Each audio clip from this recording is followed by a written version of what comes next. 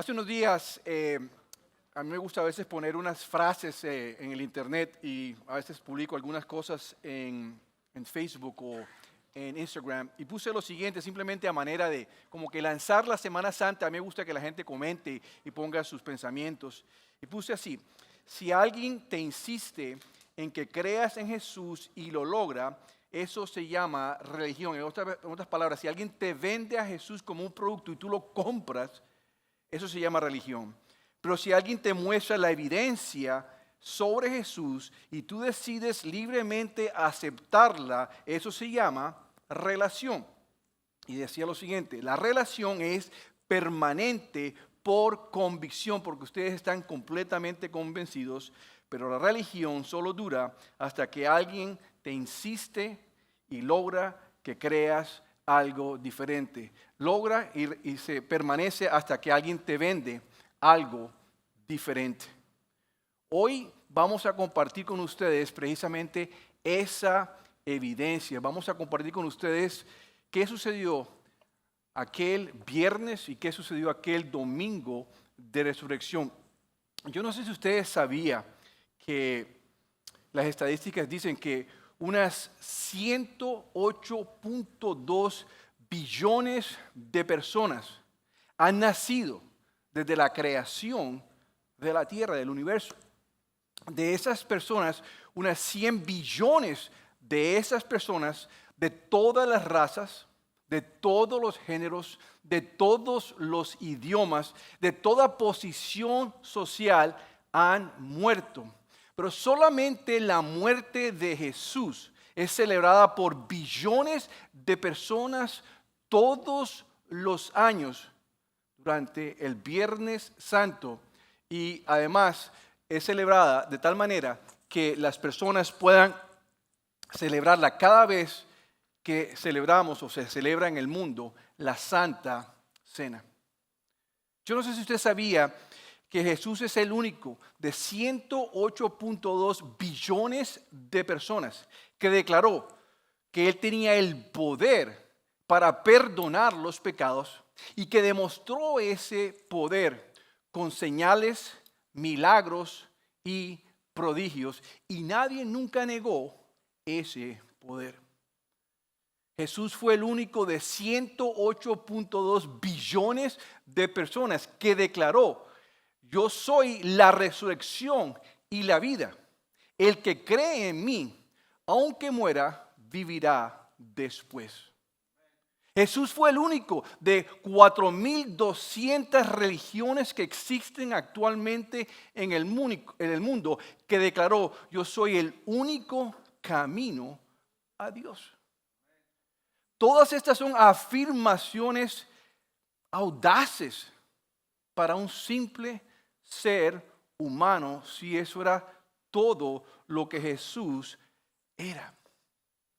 La historia no niega de que Jesús existió, de que nació, de que fue crucificado en una cruz y que fue sepultado.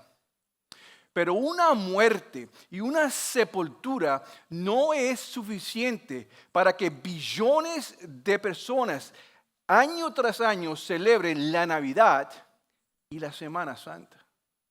Tiene que haber algo más, y en verdad lo hay. Hay unos aspectos principales, dos aspectos principales de la vida de Jesús que tienen implicaciones eternas para toda la humanidad. El primero de esos aspectos es un aspecto necesario para satisfacer la justicia de Dios. El segundo aspecto es un aspecto indispensable para que el primero pueda ser una realidad.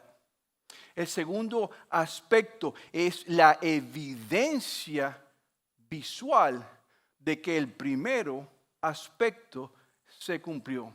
Sin este segundo aspecto se cae todo el cristianismo, se cae toda nuestra fe cristiana, toda nuestra esperanza. ¿Cuáles son esos dos aspectos principales que tienen implicaciones eternas para toda la humanidad. Pues eso es precisamente lo que vamos a descubrir juntos a través de nuestro texto guía para hoy en el Evangelio según San Mateo.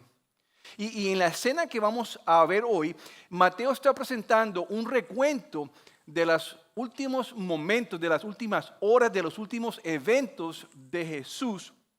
Y nos va a resaltar precisamente esos dos aspectos, el uno que es necesario y el uno que es indispensable y que tiene implicaciones para todos nosotros eternamente hablando. Vayamos entonces a Mateo y va a aparecer allí en las pantallas, Mateo capítulo 20, versículos 17 al 19, que dice así: Mientras Jesús subía a Jerusalén, llevó a los 12 discípulos aparte y les contó en privado lo que iba a suceder. Escuchen, escuchen, les dijo, subimos a Jerusalén, donde el Hijo del Hombre será traicionado y entregado a los principales sacerdotes y a los maestros de la ley religiosa. ¿Lo condenarán a qué? Lo condenarán a muerte. Me encanta que participen. Lo condenarán a muerte, luego lo entregarán a los romanos para que se burlen de él, lo azoten con un látigo y lo crucifiquen. Pero al tercer día, ¿sé qué? Se levantará de los muertos. Este pasaje que acabamos de leer en Mateo contiene los dos aspectos principales que tienen implicaciones eternas para la humanidad. Un aspecto que es necesario y un aspecto que es indispensable. Y el primer aspecto que es necesario comienza con la letra M. Y va a aparecer allí, es la muerte de Jesús. Mucho antes de que sucediera, Jesús hizo una descripción cronológica, detallada, de todos los eventos que le iban a suceder rumbo a la muerte.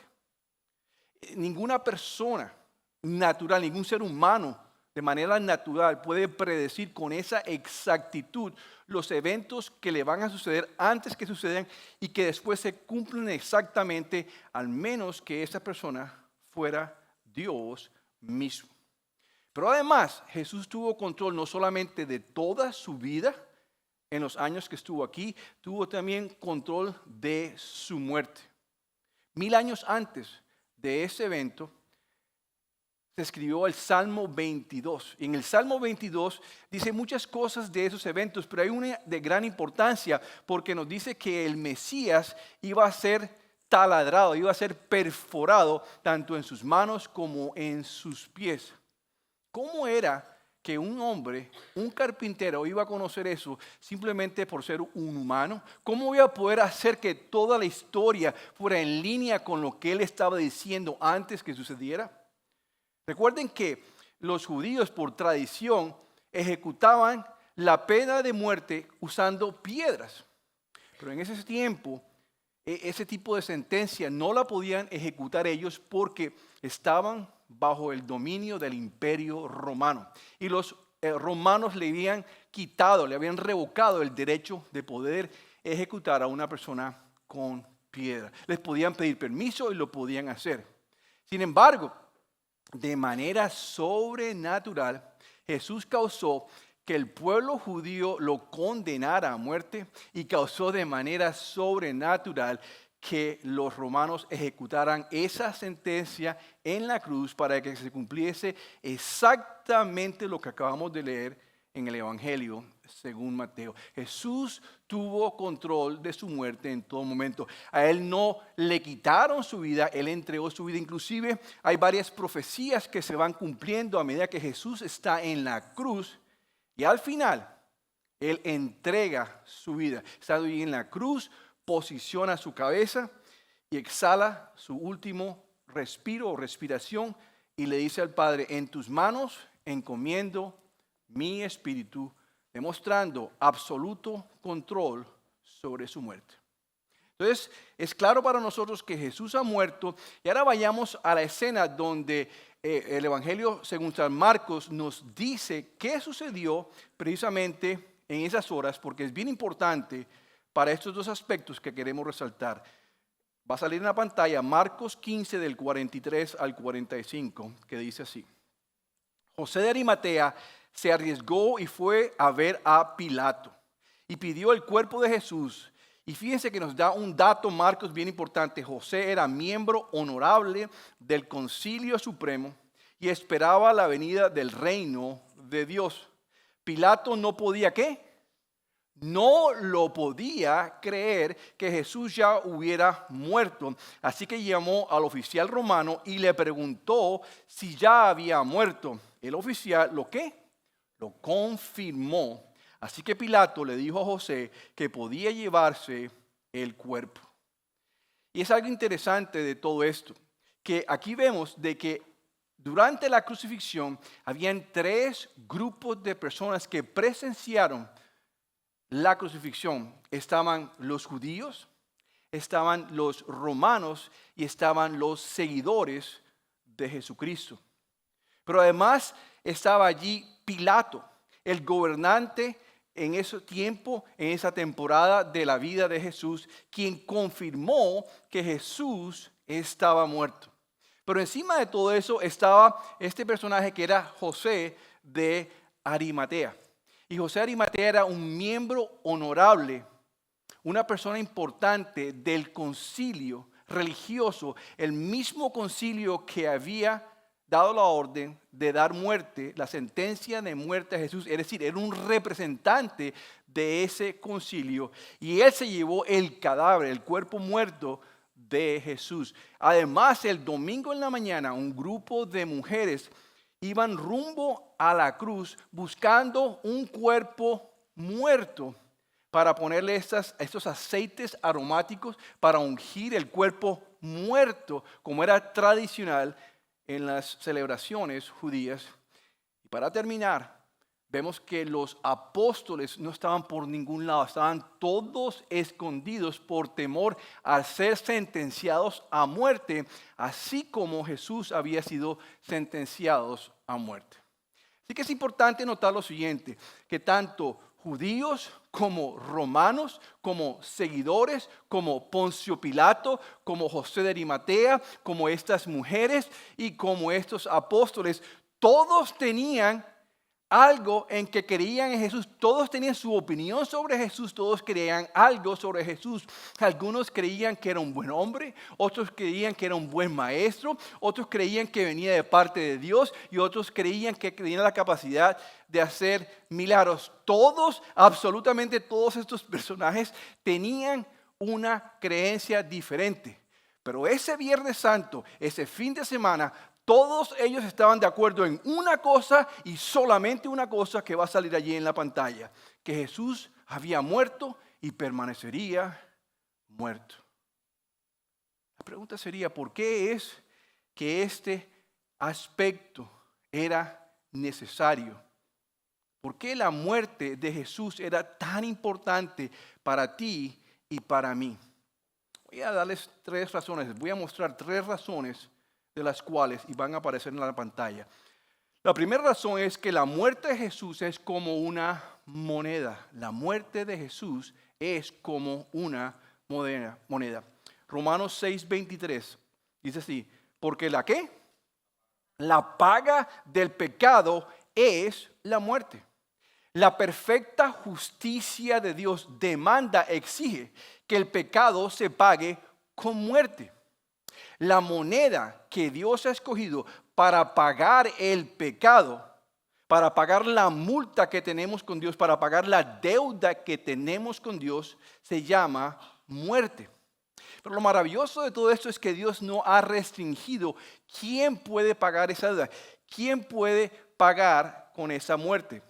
La podemos pagar nosotros con nuestra propia muerte o la puede pagar Jesús con la muerte de Jesús. Pero piensen en lo siguiente, si yo pago mi muerte o pago mi deuda con mi propia muerte, no es algo que yo pueda pagar a cuotas, como cuando pago a cuotas mensuales por 3 años un lease de un carro, o cuando pago en cuotas mensuales por 30 años la hipoteca de un carro, Si yo decido pagar por mi propia deuda, por mis propios pecados, con mi muerte, voy a pasar una eternidad pagando esa deuda. Y fíjense bien, no se paga esa deuda en el Bank of America, se paga en el Infernal Bank, en el Banco del Infierno, localizado en la calle más caliente con la avenida Crujir de Dientes. Esa es la intersección de donde iríamos a pagar esa deuda. Pero lo maravilloso es que si permitimos que Jesús pague nuestra deuda, como decía la canción, esa deuda queda saldada de inmediato, queda pagada de inmediato y venimos a tener de inmediato vida eterna. Así que la primera razón por la cual la muerte de Jesús es tan importante, porque es un aspecto importante, es porque es como una moneda. Pero hay un segundo aspecto por el cual la vida o la muerte de Jesús es importante y va a aparecer en la pantalla. La muerte de Jesús afecta su pasado, su presente y su futuro. Hablando del pasado, la muerte nos hace libres de toda penalidad. La muerte nos hace libres de toda penalidad. ¿Por qué? Porque la culpa, nuestra culpa, es reemplazada con gracia. Fíjense lo que dice Romanos 8:1. Por lo tanto, ya no hay ¿qué? Ya no hay condenación para los que pertenecen a Cristo. Debido a que la muerte de Jesús paga por todos nuestros pecados, somos libres de toda culpa, libres de toda condenación. La culpa es el justo castigo debido por nuestros pecados.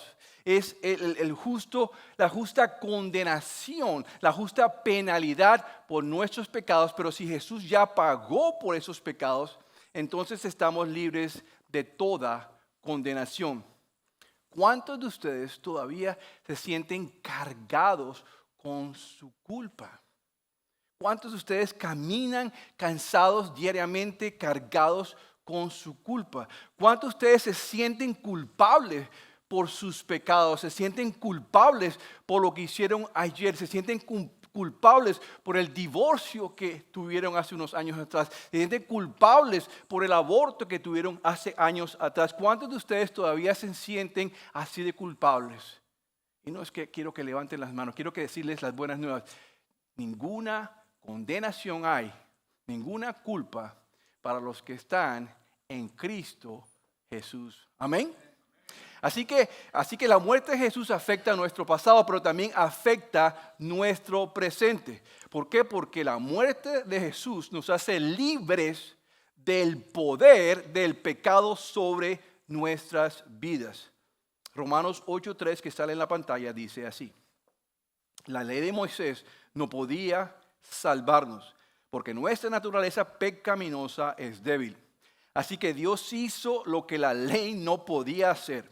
Él envió a su propio Hijo en un cuerpo como el que nosotros los pecadores tenemos, y en ese cuerpo, mediante la entrega de su Hijo como sacrificio por nuestros pecados, Dios declaró, y si Dios lo declaró quiere decir que se va a hacer, porque si Dios lo dice se hace, es un decreto. Dios declaró el fin de ¿qué? Del dominio, increíble, del dominio del pecado que el pecado tenía sobre nosotros. Es decir, no estamos más obligados a pecar. Cuando Jesús venció la muerte, cuando Jesús venció y pagó por el pecado, ya no somos más esclavos del pecado. Y Dios nos da el Espíritu Santo para que vivamos bajo el poder, empoderados por el Espíritu Santo y no bajo el poder de nuestra naturaleza pecaminosa. Así que la muerte de Jesús afecta a nuestro pasado, no habiendo penalidad. Afecta a nuestro presente, en el cual no vivimos bajo el poder del pecado. Y en el futuro, tercero, la muerte va a librarnos de toda presencia. Son 3 P's que las pongo así para que ustedes se las memoricen: penalidad, poder y presencia. Romanos 8:23 dice así: porque anhelamos, es decir, todavía no hemos llegado allá, anhelamos que nuestro cuerpo sea ¿qué? liberado del pecado y el sufrimiento. Es decir, que ya no más el pecado ni el sufrimiento va a estar siendo parte de nuestras vidas. Nosotros también deseamos con una esperanza ferviente que llegue el día, es decir, no ha llegado ese día en que Dios nos dé todos nuestros derechos como sus hijos adoptivos, incluido el nuevo cuerpo de Safe Abs, con abdominales que vamos a tener todos, el nuevo cuerpo que nos prometió. Así que la muerte de Jesús es importante porque es como una moneda. La muerte de Jesús afecta nuestro pasado, nuestro presente y nuestro futuro. Y una tercera cosa que aparece ahí en la pantalla, la muerte de Jesús no podía, escuchen bien, no podía ser falsa.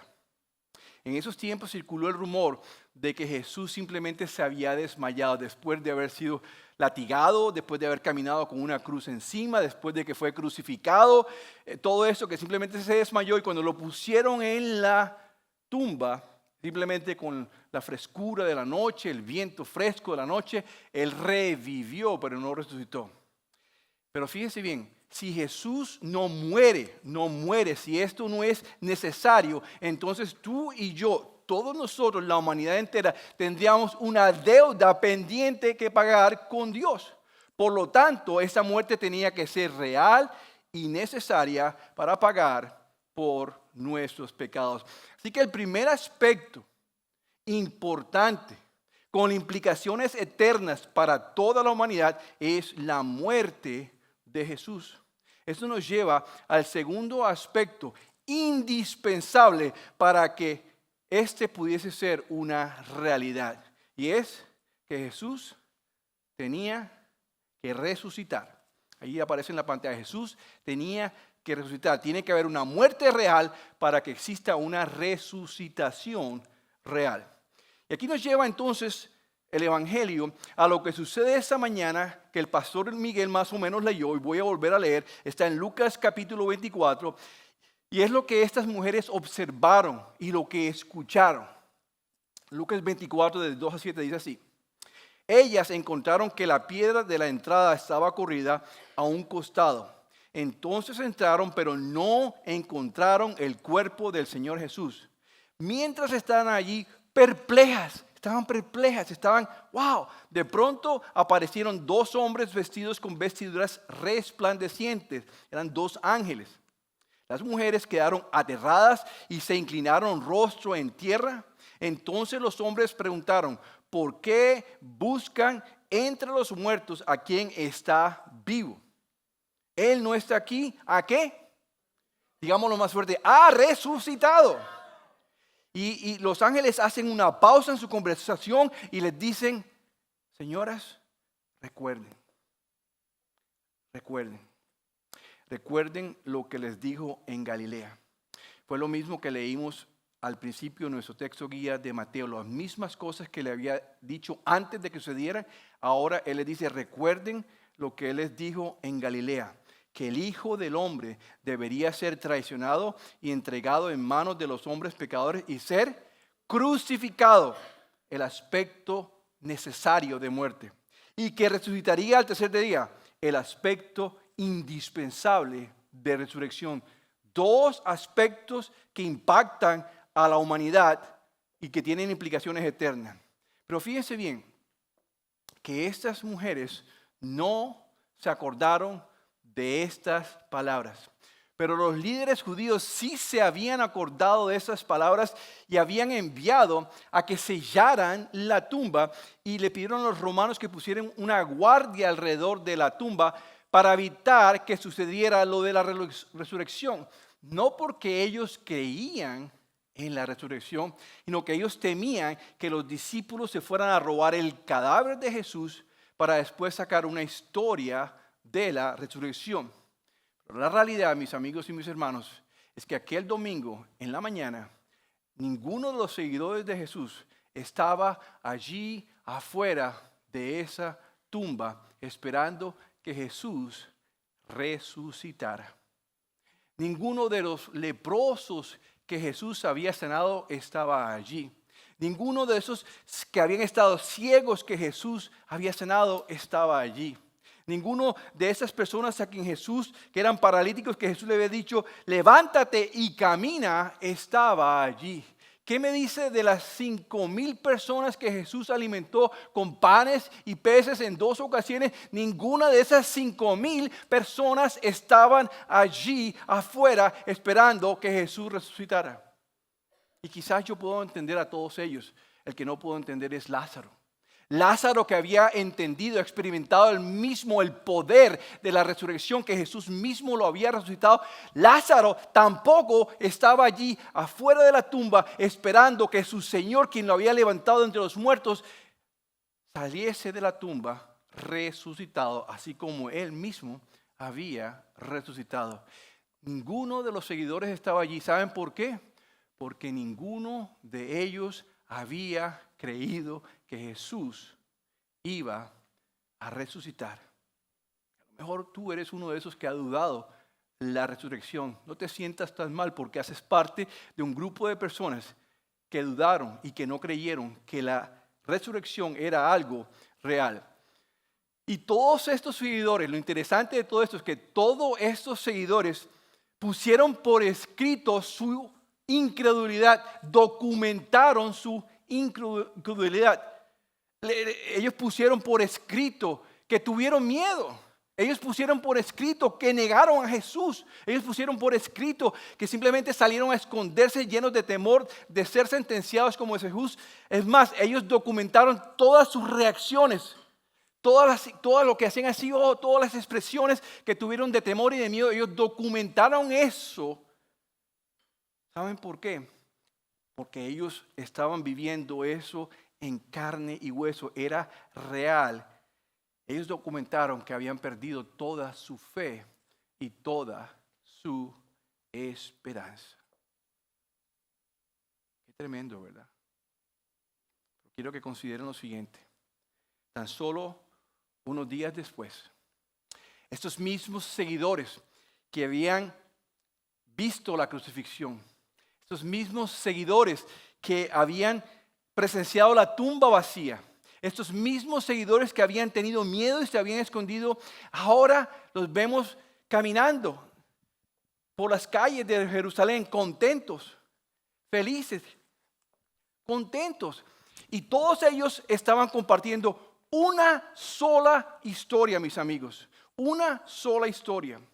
Y esa historia no tenía nada que ver con las parábolas de Jesús. Esa historia que no tenía nada que ver con el hijo pródigo. Esa historia no tenía nada que ver con el sermón del monte. Esa historia no comenzaba de manera negativa diciendo, bueno, sí, al parecer hubo un hombre que se llamó Jesús y que vino. Sí, uno que al parecer decía que venía de parte de Dios, pero era un mentiroso, una farsa. Eso fue un scam. No, ellos decían lo siguiente. Decía, nuestro Salvador fue crucificado por nosotros y ha resucitado. Y escuchen bien, miren la pantalla. Y nosotros somos testigos oculares de esta realidad. ¡Wow! Y fíjense bien, ¿por qué es esto tan importante?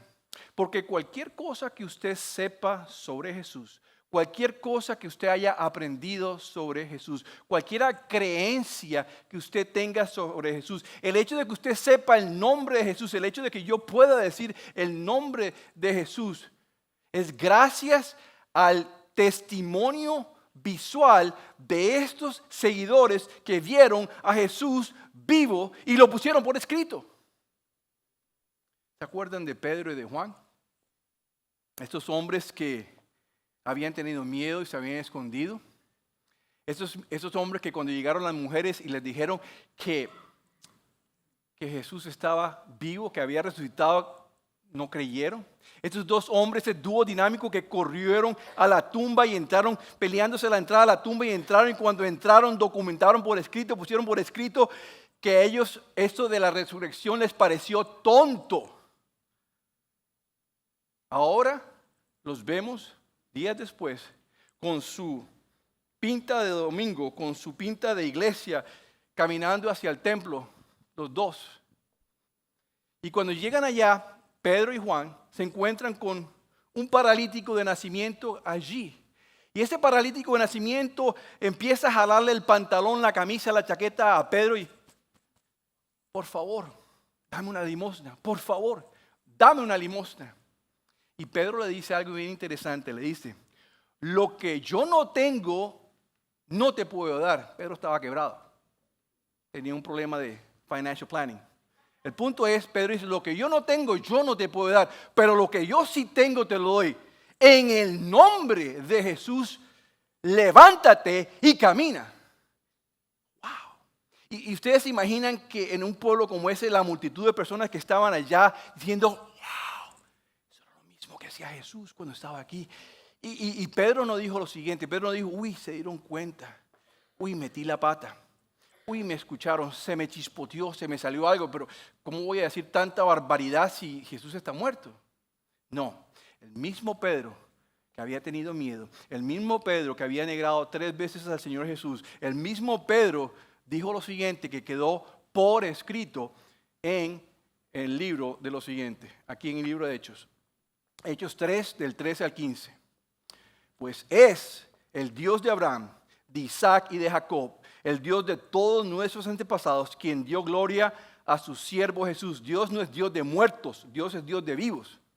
Él fue el que dio gloria a su siervo Jesús al hacer este milagro. Es decir, yo no quiero tomar crédito en este milagro, lo hizo Cristo. Él es el mismo Jesús a quien ustedes rechazaron y entregaron a Pilato, a pesar de que Pilato había decidido ponerlo en libertad. Ustedes rechazaron a este santo y justo y en su lugar exigieron que soltaran a un asesino.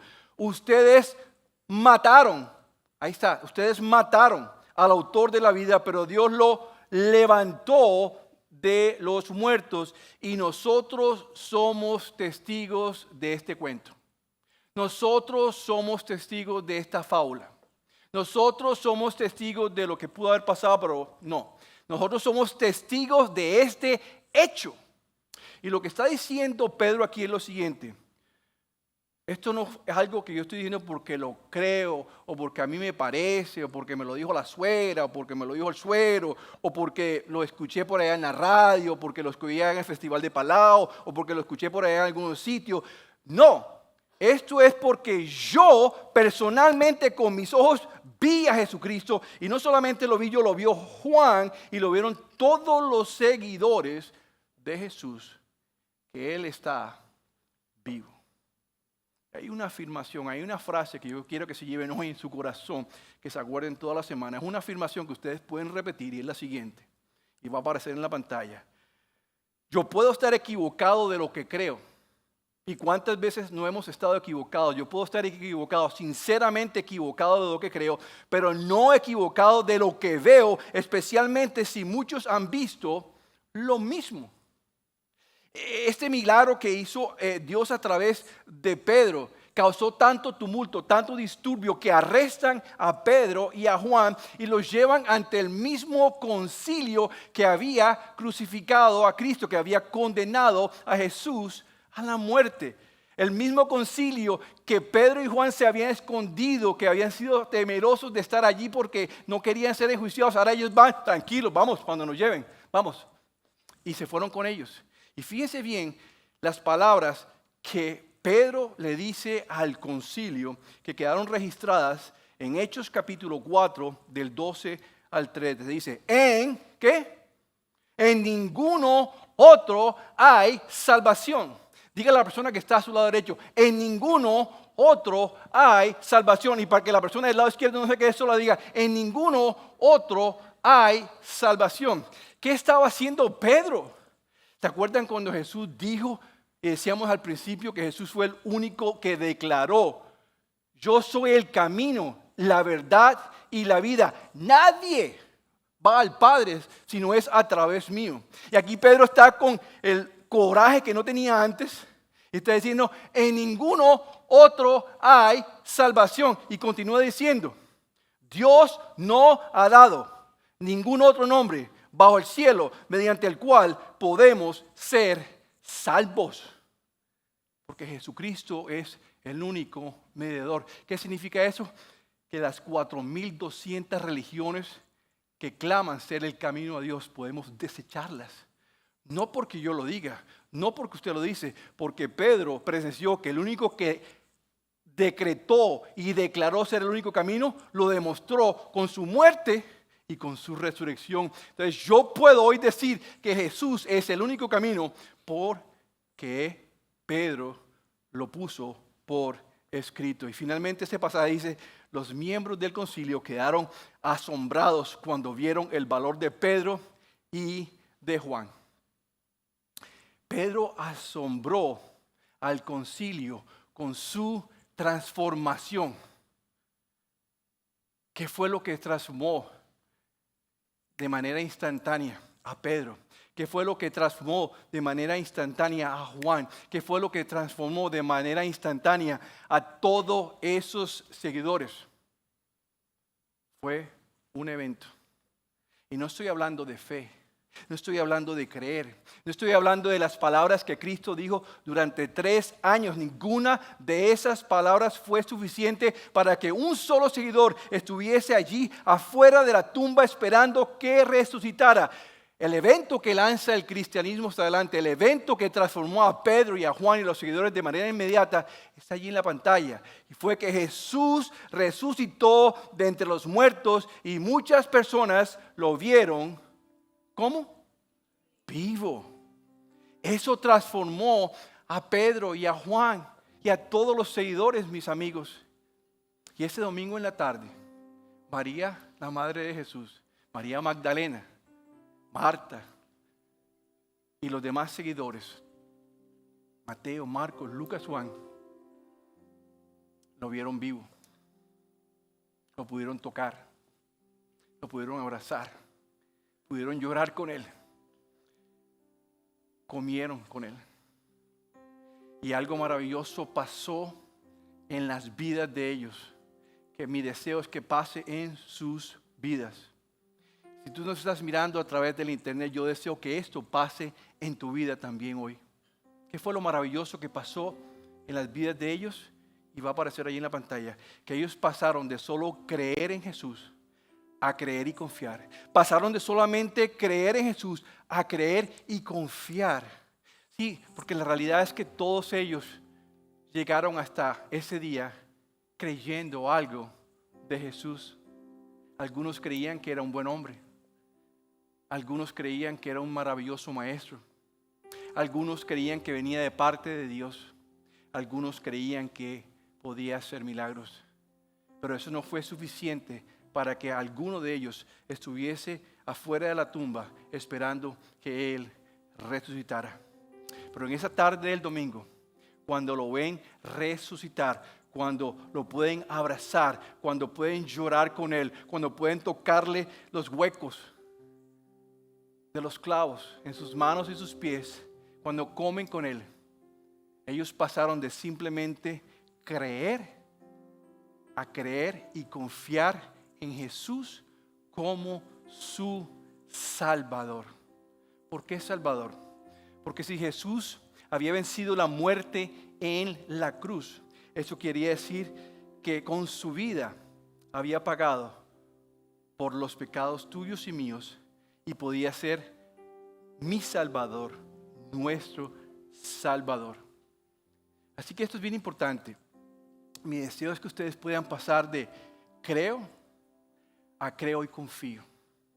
Porque cualquier cosa que usted venga aquí a la mesa hoy, venga aquí a esta iglesia, venga en su corazón, cualquier cosa que usted crea de Jesús, cualquier cosa que usted sepa de Jesús, cualquier dato histórico, el solo hecho de que pueda pronunciar su nombre, es gracias a que estos mismos seguidores de Jesús que pusieron por escrito su infidelidad, o pusieron por escrito que habían negado a Jesús, o pusieron por escrito que estaban llenos de temor, o que pusieron por escrito que habían salido corriendo. Estos mismos seguidores pusieron por escrito aquellos que lo llevó de solo creer a creo y confío.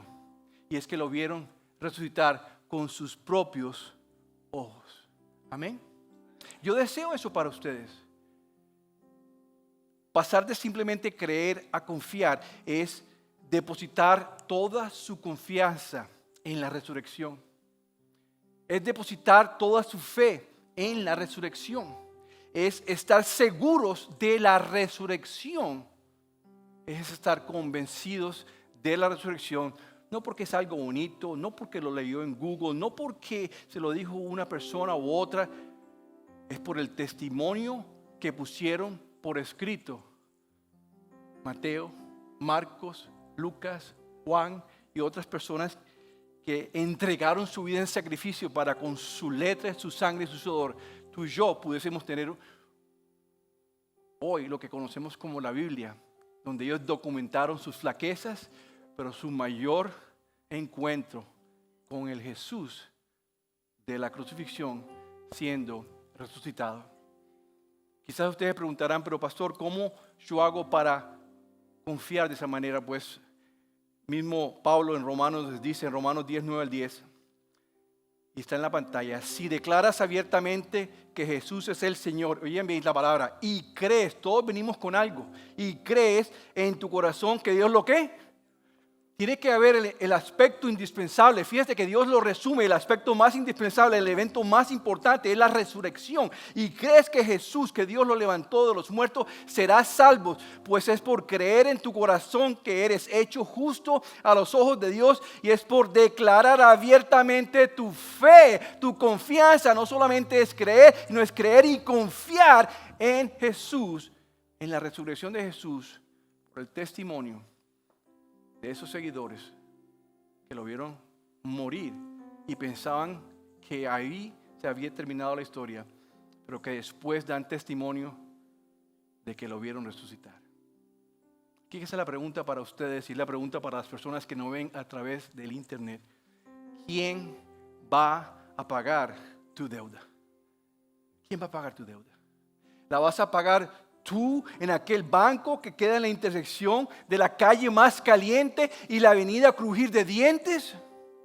¿O quieres saldar esa cuenta hoy una vez para siempre? ¿Quieres que Jesús la pague hoy? ¿Quién va a pagar tu deuda? ¿Cuántos de ustedes quieren que Jesús pague su deuda? Levanten sus manos. ¿Quiénes de ustedes Jesús todavía no les ha pagado la deuda? Levanten sus manos. ¿A quiénes de ustedes Jesús no le ha pagado todavía su deuda? Asumo que todos los que tienen la mano abajo es porque Jesús ya les pagó su deuda. Pero les voy a animar a lo siguiente, tanto a los que están aquí que no la han levantado, como a los que nos ven a través del internet.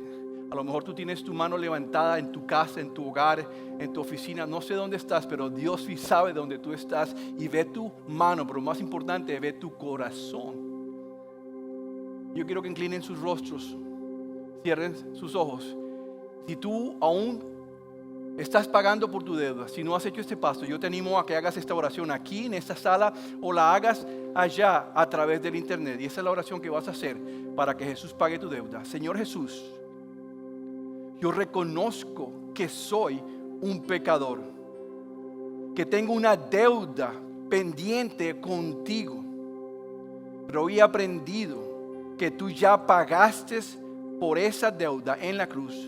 Y hoy decido recibir, hoy creo que tú la pagaste y confío en ese regalo de salvación y recibo a Jesús como mi Señor y Salvador. A partir de hoy en día quiero entregar mi vida a Él. En el nombre de Jesús, amén, amén. Iglesia, démosle un aplauso, ya sea por alguien aquí que no levantó la mano o por aquella persona que la levantó en su casa, porque hoy dice la Biblia que hay gozo en el cielo porque están celebrando que una persona más o dos o una multitud es ahora un hijo de Dios y hace parte del reino de los cielos. Iglesia, los amo y espero que aquí haya una persona o más que hayan aceptado a Cristo. Bendiciones.